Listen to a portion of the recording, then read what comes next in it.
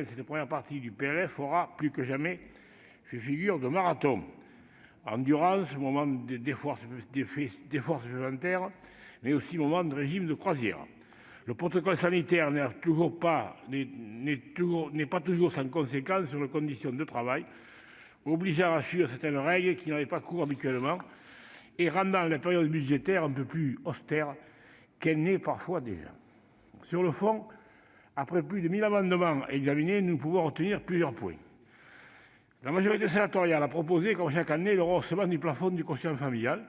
Constat également dans nos propositions, nous avons redéposé, malheureusement avec moins de succès, l'amendement Caillaux sur l'impôt universel, cette année avec une nouveauté, la déductibilité de cet impôt de la CSG et de la CRDS, contribution qui n'existait évidemment pas à l'époque de notre illustre prédécesseur. Instructifs ont été aussi les débats sur la TVA, impôt toujours beaucoup amendé.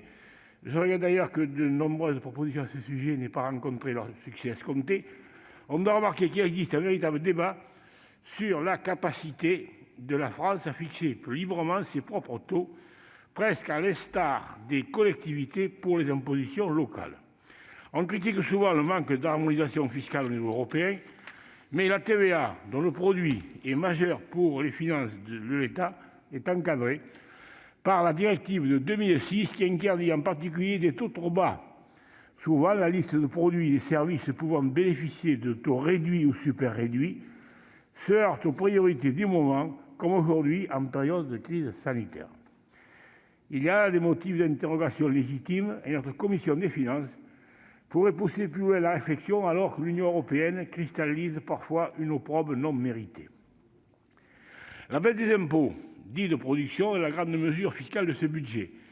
Sujet annoncé en réalité dès l'année dernière, avant la pandémie, il est aujourd'hui devenu central dans la politique fiscale du gouvernement pour la fin du quinquennat qui souhaite améliorer notre compétitivité. Il est vrai que les comparaisons avec certains de nos voisins européens ne sont pas toujours à notre avantage. Le Sénat a adopté cette réforme tout en veillant à limiter les effets négatifs, en particulier pour les finances locales. Parmi les mesures de soutien à la population pour faire face à la crise, je souligne l'extension du crédit impôt famille aux indépendants.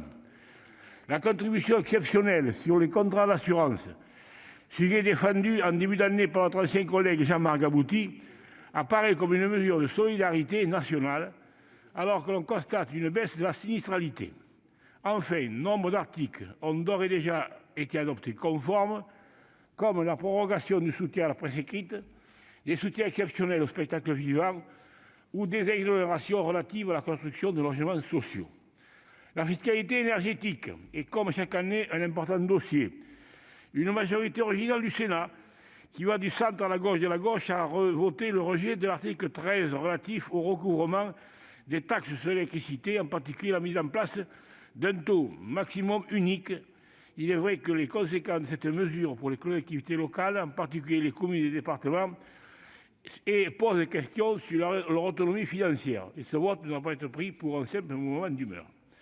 Je me félicite que certaines de nos propositions, notamment sur les seuils d'imposition d'incorporation de biocarburants d'origine agricole, ou encore le lissage de la hausse de la taxe sur l'essence d'avions de loisirs, chère à notre collègue Nathalie Delattre, ont bien été adoptées.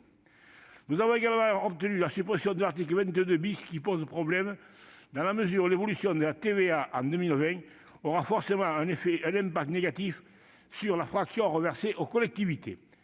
Une telle mesure mérite à tout le moins davantage de concertation avec les élus locaux. Je salue également l'adoption d'un amendement sur la fraction de TVA attribuée aux départements qui font actuellement face à de réelles difficultés de financement entre la hausse des dépenses de minima sociaux et la baisse de recettes habituelles comme les droits de mutation. Enfin, l'avancement du versement du FCTV en 2021, proposé par notre collègue Christian Bilhac, permettra aux communes et EPCI de faire face aux dépenses l'an prochain et limitera la baisse de l'investissement public. En conclusion, et afin de permettre la suite de l'examen de ce PLF, les membres du groupe RDSE se prononceront pour l'adoption de cette première partie, sauf 4 abstentions. Merci. La parole est à M. Pascal Savoldelli pour le groupe communiste, républicain, citoyen et écologiste. et pour 5 minutes.